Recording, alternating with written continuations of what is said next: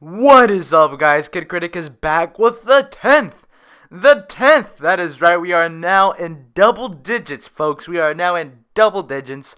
The 10th episode of the Kid Kritic Mvie Podcast, where we talk about movies and a whole bunch of other fun stuff. And boy, we don't have as much stuff to talk about as we did last episode because we had D23 obviously, but we got lots to talk about. We're going to talk about the Irishman, we're going to talk about possibilities for an It Chapter 3, and we're going to talk about just a whole bunch of amazing stuff. And guess what?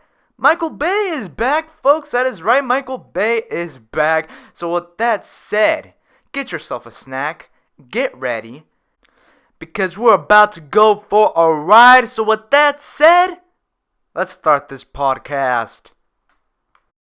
Allow me to reintroduce myself. My name is Han Solo. I'm Captain of the Millennium Falcon. Bond. Up in the sky, it's a bird! It's a plane! It's Superman! Hasta la vista, baby. Say hello to my little friend! Here's Johnny.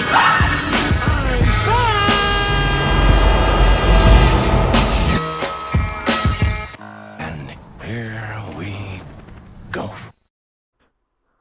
Hello there, my lovely Kid Kritic fans, and maybe some newcomers out there. We are back with the Kid Kritic Mvie Podcast, where we talk about movies and all that other fun stuff. And boy, we're gonna have a great time today, because we got some movie news to talk about. And whenever we got movie news to talk about, it's gonna be a great time. So with that said, let's get down to it. Hope everybody's having a wonderful day, because I'm sure I am. It is Friday, and I love Fridays. We all love Fridays. New releases coming out every weekend, and it is great. Yes, this Labor Day weekend isn't having as many new releases. It's definitely going to be a slow one. We got Angel Has Fallen. I don't know if I want to see that movie, but whatever, because I kind of thought the trailer stunk. I'm not going to lie. So with that said, let's start off with this movie news, and let's start off with a bang, because we're talking about Obi Wan. That is right, we are talking about Obi Wan now. They announced Obi Wan, well, before there was rumors about Ewan McGregor coming back as Obi Wan, an Obi Wan show going on Disney Plus, and then at D23, Ewan McGregor comes back in all glory and says, talking to Kathleen Kennedy, am I gonna play Obi Wan again? And then she responds, Ewan, are you going to play Obi Wan again? Then he says, yes, I am. And it was glorious for all the Star Wars nerds out there. It was utterly fantastic. Now we got some new news for this Obi-Wan series. Now people wondering, well, obviously it's going to take place after Revenge of the Sith.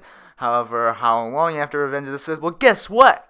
We now know how long in between A New Hope and Revenge of the Sith this show is going to take place. It is going to take place 8 years after Star Wars Revenge of the Sith and 11 years before Star Wars Episode 4 A New Hope. Now, I think that is just, they hit the money spot for that, because it's not too big, it's not too small. To say it in Goldilocks terms, it's not too big, it's not too small. It is just right, because Obi-Wan has already experienced some stuff in his 8 years of doing who knows what.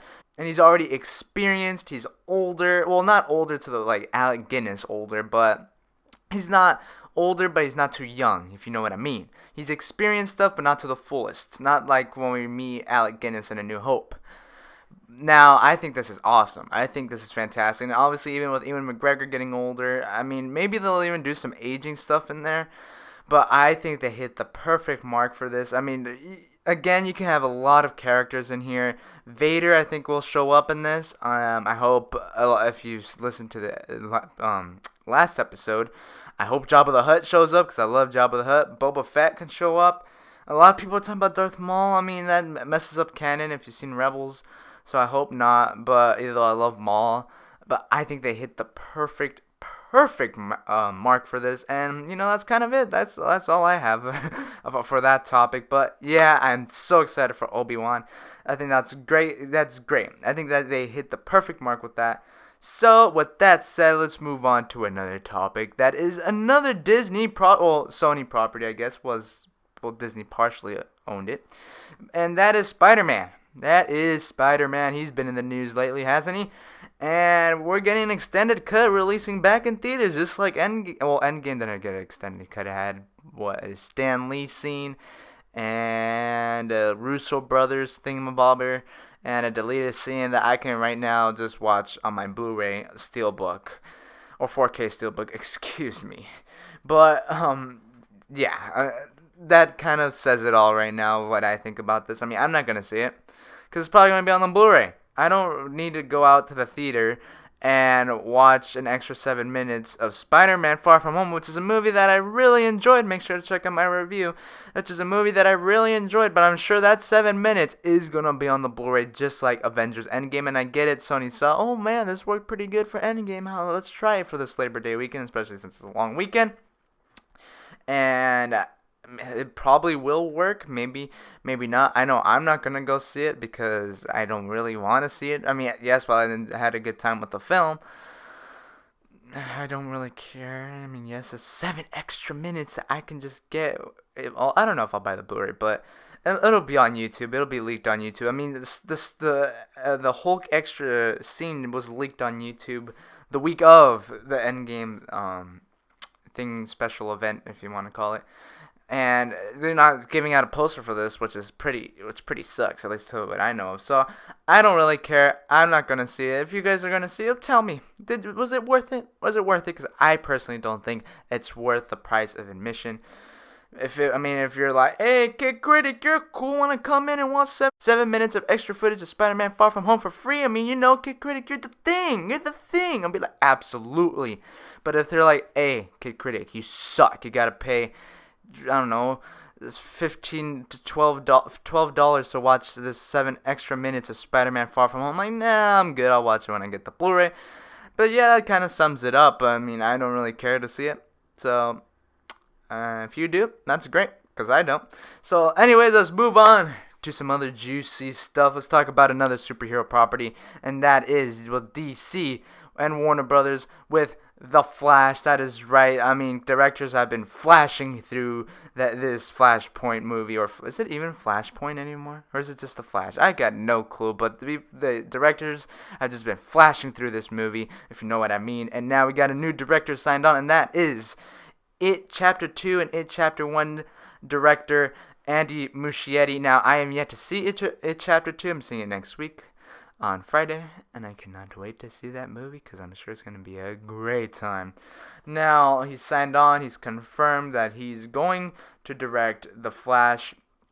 Now, I quite like Andy Muschietti. I loved the first It, and that's kind of the only movies I've seen from him, to be honest. Not because I don't bother to see his movies, but just because I haven't seen any of his movies. But I do like him as a director. I loved what he did with It. But, so while I do like him as a director, here's the problem. Here's the problema with this.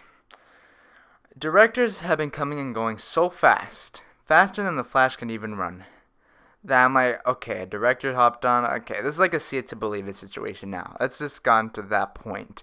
I mean, this is what, the 15th millionth director to sign on to this film?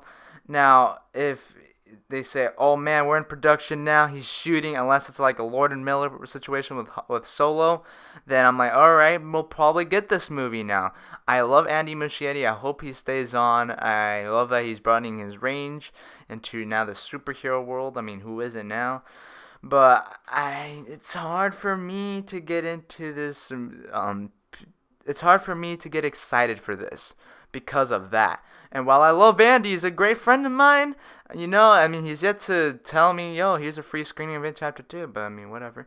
But it's just that I need to see it to believe it, because so many directors have come and gone, from Robert Zemeckis at one point, which I'm like, oh, I love Robert Zemeckis. I mean, yes, he's not done so hot, especially with that, what was that movie called? Welcome to Marwen or something that I heard stunk with Steve Carell, which kind of sucked, because I was going to go see it, but then I heard it stunk, so I'm like, I'm good. I'll go make a Kid Kritic video.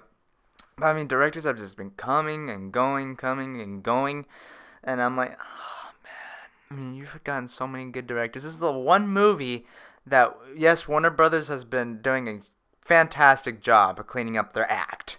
I mean, with Aquaman, either I wasn't the biggest fan of the movie, but it made $1 billion to Shazam, which I liked. I didn't love it as most people, but I liked it, and it got a lot of praise for that movie. And then you also got Wonder Woman 84 coming up. You got Birds of Prey coming up, and you got Joker, which we'll talk about very soon. So yeah, yes, I love Andy. I love you. I love you, Andy. You're great. But it's just so many. Again, I'll see it to believe it. So with that said, let's talk about Andy Muschietti again, and that is, there's a chance that we can possibly get It Chapter 3. That is right, folks. Now, basically, this is from the man himself, Andy Muschietti, and he has to say, there's a whole mythology in the book, though. Mythology is something that always has opportunities to explore. Id, aka Pennywise, has been on Earth for millions of years. He's been in contact with humans for hundreds of years, every 27 years, so you can imagine the amount of material. It's always exciting to think of eventually exploring this mythology. It's very exciting, but for now, there's nothing on the table. So there is a possibility for It Chapter 3. Now, what does Kid Kritic think of this? Because that's all that matters, right? So, I have, as a person that has not seen It Chapter 2, but I hear good things. Look, I mean, yes, either though there's only one It book, and after It Chapter 2, there's nothing else to go off of. I mean, I don't really care. I'm sure there's gonna be those people out there who are like, oh, they're probably gonna ruin it. I don't really care. I mean, if you have a great idea, shoot. Just go for it. Shoot for the stars. I mean, I'm all in for it. And as somebody who has not seen It Chapter 2, I mean, maybe I see It Chapter 2, I'm like, no, that was a great ending. You don't need It Chapter 3. But the fact is, I haven't seen It Chapter 2. And as somebody has only seen the first one, I'm like, okay, I'm in. I love Andy Muschietti. I'm sure he can do some great stuff. Maybe do a prequel thing. I think that can be really cool. Maybe, like, in the old days, or maybe he might do how Pennywise was created, which, I mean, I don't know much about. I mean, I don't know if they explored in the books. I never read the book. So I'm definitely into it. Maybe do it a little bit in the future. I am interested. Maybe it's somewhere in like the 2019 world. That could be really cool, starring yours truly, Kid Kritic. But I'm into this as somebody who's not seen It Chapter 2. But again, if I see It Chapter 2, I'd be like, no, we don't need it. But as far as I go right now, I'd be down for this. And the fact is, the first It made a buttload of money. It broke records. It has the biggest opening weekend in September. It's the biggest horror film of all time. And It Chapter 2 is crushing with online ticket sales. So, I mean, it's come on, why not? When you got a great idea, do it. Just do it. And I'm sure if Andy goes through with it, I mean, if he does end up directing this, I'm sure it'll be a little while, especially if he continues again with the Flash movie, which, you know, he might be, I mean, tomorrow he might say, Andy Muschietti is now out of the Flash, so who knows, but right now he says there's nothing on the table, so don't get excited yet, folks, or don't get angry yet, folks, I should say. But let's talk about another director that everybody loves, and his name is Michael Bay.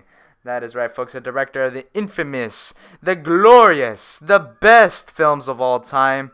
That is right, the Transformers films. We know we all love those movies. Now, he is set to direct an upcoming action film with Sony called Black 5. Now, there's no synopsis or plot revealed. However, this is an original idea, and it says it's also being developed as a video game, though the film will come together first. That's what Variety reports, which, you know, I like that. I like that news website. So he's doing the script with Aaron Kruger and Aaron Stoff, who is, I think, producing the movie with Michael Bay, which they teamed together for 13 Hours, which, by the way, even though I'm not the biggest Michael Bay fan, because goodness gracious, I'm not, that 13 Hours movie, I'm like, you know what, that was actually pretty good. I mean, all of his dumpster fires aside, I'm like, that was actually a pretty solid movie. I had fun with that. Now, do I like Michael Bay? No, not really. Because, first of all, those Transformers movies stink to high heaven. I mean, that first one is, you know, the second one's god-awful. The third one, here's the thing with the third one. Up to that fight in Chicago, it's also just a wreck. It's a wreck. But that battle in Chicago, I gotta admit, it was pretty cool to watch. That fourth Transformers, blech. And then this last one, don't even get me started.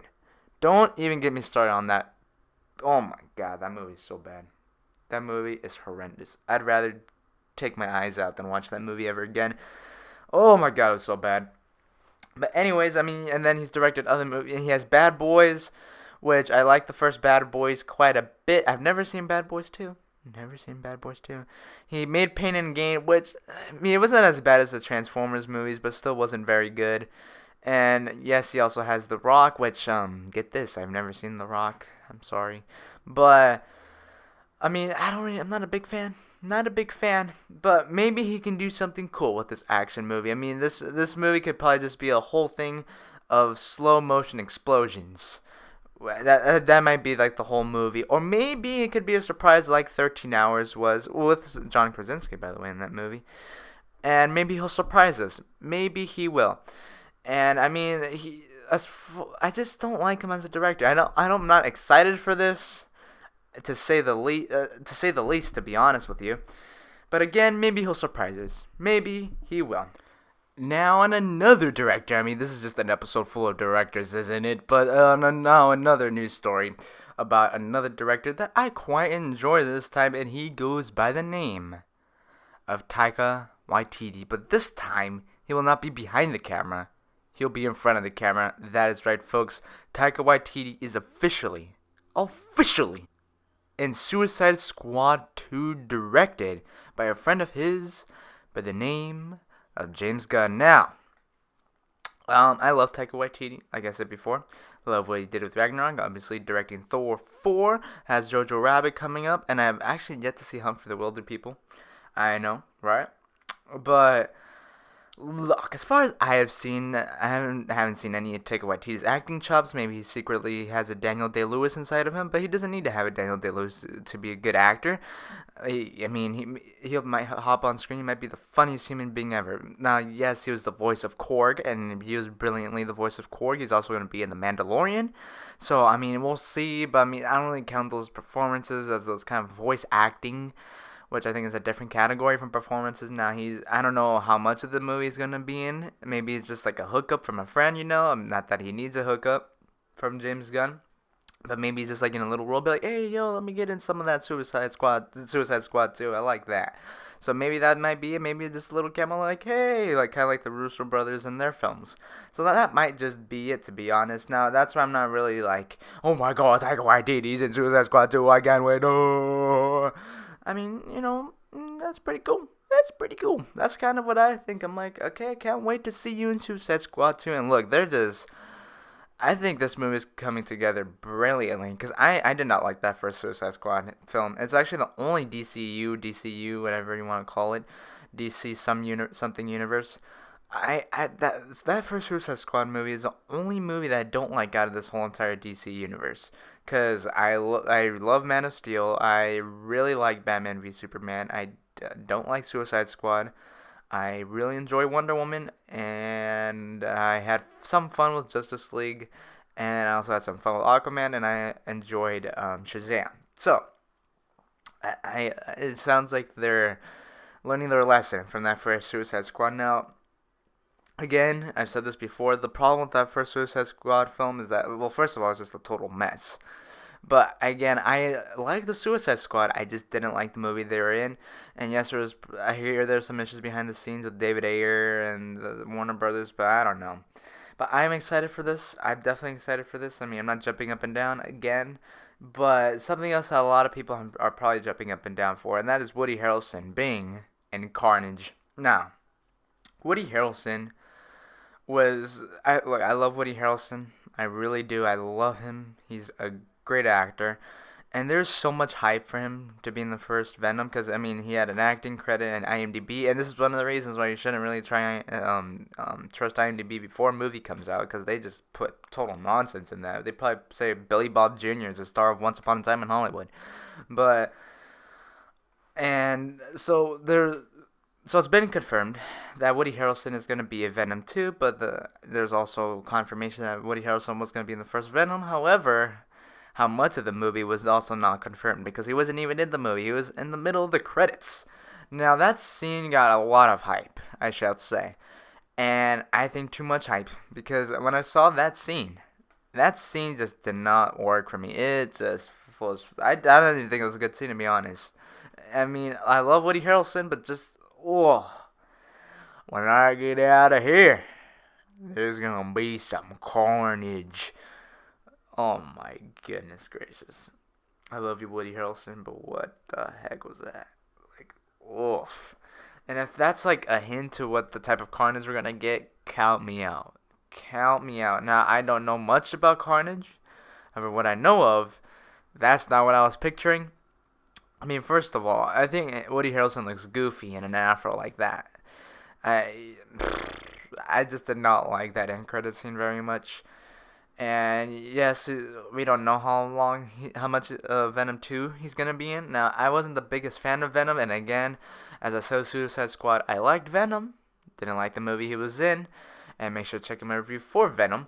And I love Woody Harrelson, and as long as it's not like that end credit scene and they change it up a little bit because that just was not good. And I have trusted Andy Serkis that he knows what he's doing. So yeah, that's kind of why I'm not totally hyped. I'll wait to see it. I'm not even totally hyped for Venom 2, to be honest. I mean, obviously there'll be Venom 2. I mean, look how much the movie made. But let's move on to another movie that I am definitely hyped for. Comes out later this year. It is a Netflix film, and it goes by the name of The Irishman. Now, the trailer came out last week, so I talked a little bit about it there, and I loved the trailer. I really did. I mean, Robert De Niro, love him. Oh, the trailer? No, it came out like 2 weeks ago. I lied. Joe Pesci, Al Pacino, Martin Scorsese. That is the group of people you get to make a fantabulous movie. And Best Picture award contending film. Probably not even contending, probably winner film. Now, some news came out about it. Well, first of all, it's going to be in theaters for 90 days. Which, I mean, yes, well, I do want to see it in theaters, and maybe I will. Unless in select theaters, so there might not be a theater around me, but if there is, trust me, I'll go and see it. But I get the whole thing of putting it in theaters for 90 days because it's Netflix. They put the money into it. They want it on their streaming service. They don't want everybody to see it in theaters and be like, it's on Netflix, we already saw it. Which I totally get. I mean, I'd probably see it again anyways, even though the movie's 3.5 hours long, which, I mean, I am not mad about, I'm not upset about, I am absolutely thrilled about this. I mean, Scorsese has a lot of movies over 3 hours. I think Gangs of New York was over 3 hours, Casino, I believe, was 3 hours, Raging Bull, I believe, was over 3 hours, and I think Goodfellas is also nearing that 3 hour mark. Now, I've heard some people say, well, actually, before I get to that, I think this also adds to the fact that this movie just wouldn't do well in theaters. Because I look at his previous film, Silence, was also over a 3 hour movie, I believe. That movie didn't make squat. Yes, you had Adam Driver in there. Yes, you had Liam Neeson in there. Yes, you had Andrew Garfield in there. And yes, you had Martin Scorsese directing, but that didn't help. Maybe it was because of the subject matter it was about, but I mean, who knows? But this is just not the type of movie that makes money at the box office anymore, which kind of sucks because I love these type of movies. I love me some Scorsese. However, I think this just adds to the fact that it's a 3.5 hour movie. I don't think a lot of people are up to that. I mean, you just saw a movie recently, though it's very different, called Blade Runner 2049, which was, I believe, almost 3 hours long. That movie also didn't make squat, which sucks. That movie is brilliant. Now, I think some people say, other people will probably see it on Netflix, and they would probably be turned off by that runtime.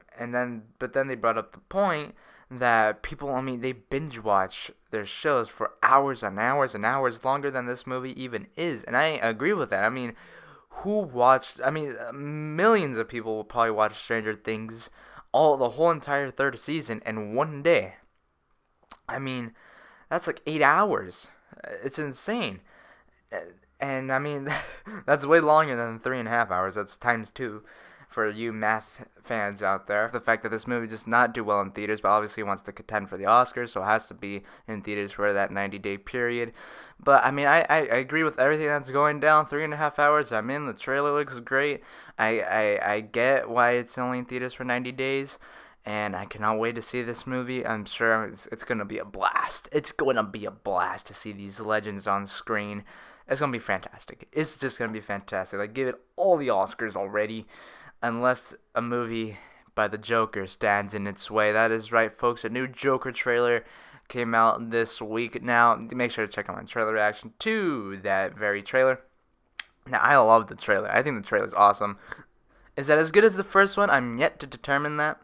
I don't know yet. Obviously this trailer gives more of the story than that first one. But that first one, was chilling. So was this one. But I loved it. I absolutely loved it. And again, pertaining to our last topic, I'm curious to see how much this movie makes. I mean, it's definitely going to make way more than The Irishman would ever dream about making. This movie's definitely I take that back. It's going to make more than The Irishman for sure. It's definitely going to make more than The Irishman for sure. But how much? I mean, I don't know, because it's definitely different. It's definitely something you've never seen before in the comic book movie genre. Which, again, as I've said before, if this genre wants to move on and make more money, this is what it needs to do: is make movies like the Joker or Joker. Now, I'm guessing it's probably gonna make. I mean, it's not the most expensive movie in the world. I mean, I'm gonna guess 400 million, maybe. Yeah, I'm gonna guess somewhere over 400, somewhere between 400 and 500, maybe 500 million. Somewhere between 400 and 500. I'll leave it there. Somewhere between there. But I cannot wait for this movie. And the thing that people always are scared about is, how is this Joker going to be different from all the other Jokers, especially Heath Ledger's Joker, for obvious reasons. Now, this Joker definitely looks different from Jack's Joker, from the 60s Joker, from Heath Ledger's Joker, and you can say whatever you want, but even Jared Leto's Joker, which I actually kind of dug. I think this Joker looks very different from the Heath Ledger's Joker. Yes, they're all crazy, but this one got crazy from a different way. And I mean, this is like this is what society does to a human in the film, basically, because that's what it's about. Is basically what society can do to a person. That's the whole theme about this movie, and that is Joker was created by society. And you definitely see that from the trailers. And I think that's great. I cannot wait for this movie. You got more De Niro in there, which was awesome. I cannot wait to see that fella. I'm telling you, he's gonna be great. He is great in everything, all things. And then when he's like, when you call me up on stage, call me Joker. That was great. Utterly, utterly fantastic. Cannot wait for this movie. And yeah, I mean, what else do I gotta say? I cannot wait. It's gonna be great. It's gonna be great. I mean, 2 clown movies in a month. Isn't this like everybody's dream? Oh. But another trailer came out, and it is very similar to Joker, and it's called Terminator Dark Fate. That is right, ladies and gentlemen. Terminator is back. It is back. Well, I mean, when the last Terminator film came out? Like 4 years ago, I think? That's crazy. It feels like that movie came out yesterday. But, not that it's good or anything. But, so a new trailer came out for Terminator Dark Fate. And make sure to also check out my trailer reaction. And look, I was about to go to sleep. I also say this in my trailer reaction, but I was about to go to sleep. And the trailer came out. Part of me was like, do I go to sleep or do I do a trailer reaction? And this is how dedicated I am. I stayed up to do a trailer reaction. And you know what? I'm glad I did. And now this trailer, like the first trailer for Dark Fate. The first trailer for Dark Fate, I don't think it was very good. I mean, the first time I saw it, if you look at my other trailer reaction for it, I was all over it. But now, like, the more and more I saw it before movies, I was like, I'm not into it. And again, and look, in our heads, at least what Tim Miller put in our heads, that this Terminator movie is going to be low budget. It's not going to be like the previous ones. And it's going to be different, which I'm like, alright, I am definitely in. And these trailers do not show us that. It does not show us that at all. It's definitely a high budget movie. I mean, you look at the action in this movie, which, by the way, it looks great, but it definitely does not look like that. I was expecting like more of a slow burn movie. And now so that kind of tempers my expectations. Is it a bad thing? No, not necessarily. It just, now I have the different expectations. I'm like, all right, this is probably gonna be a fun action movie, which is not what I thought I was gonna get. But I'm like, all right, as long as this movie's fun, okay. But the Arnold stuff in this trailer is fantastic. Sarah Connor and Linda Hamilton as Sarah Connor looks absolutely brilliant. I mean, her back and forth with Arnold worked so good. And the action was awesome. And, I mean, other than that, I mean, the new Terminator looks cool. I mean, that part where he's basically stabbing everybody to death when he has, like, those blades or something coming out of him, that was really cool. I mean, the action's cool. Arnold looks amazing. Obviously, when doesn't he not look amazing? Sarah Connor looks great in the movie. I'm just like, I mean, it's basically Judgment Day. It's the same thing as Judgment Day a little bit. I mean, I haven't seen the movie, so I don't know yet. But, I mean, it's definitely better than the first trailer, that's for sure, absolutely for sure. But my excitement for this movie is not through the roof yet, as I thought it was going to be after hearing what Tim Miller was going to say. I'm so tempted to say George Miller. But as like what Tim Miller was saying, but I hope this movie's good. I just hope it's good and at least fun, because if it's not, this franchise you can say bye-bye to for a while. So with that said, let's talk about another franchise that is here to stay, and it takes place in a galaxy far, far away, and that is Star Wars: The Rise of Skywalker. That is right. So we talked about at D23 that they showed some footage, obviously with the Rey double lightsaber. We talked about that. Now they released that footage, and make sure to also check out my reaction to that. Boy, do I release reactions. But make sure to check out my reaction to that. And now if you saw it, I loved it, because it is fantastic. Now my excitement for that is definitely through the roof, up in space, through Tatooine, through Endor, through Naboo, through every single planet, through Hoth. Yeah, I'll never forget you, Hoth. I cannot wait for this movie. I really cannot wait for Star Wars: The Rise of Skywalker. Now, I love, to be honest, I love some of the stuff that Disney has done with Star Wars, but there's some other things I'm like, Like, I love Force Awakens. I love Rogue One. Last Jedi, it's good. It's a good movie, but I'm one of those people that I think it's not a good Star Wars movie. It doesn't feel like Star Wars, but it's a good movie.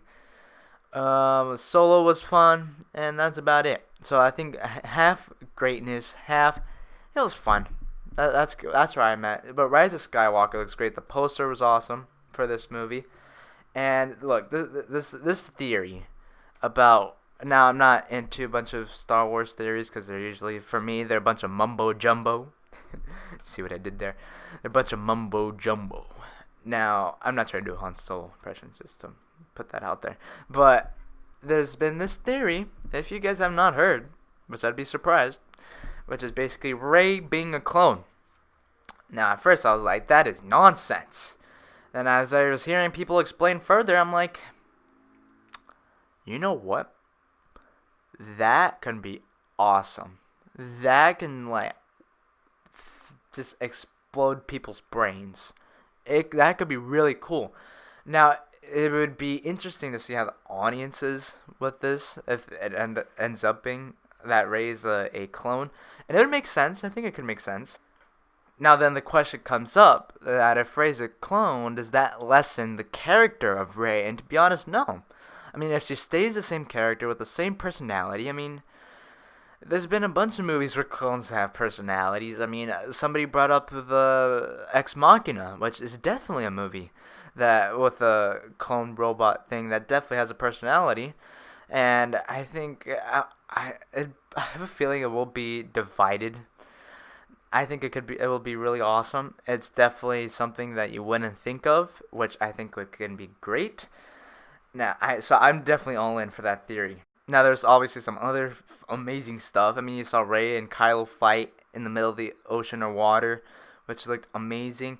Now, some people pointed this out, is that shot of all those Star Destroyers, oh my god, it was a great shot. somebody brought up, like, those look like Imperial Star Destroyers. And I'm like, you're not wrong. And if it is, expect Kid Kritic to, have a little bit of a leakage.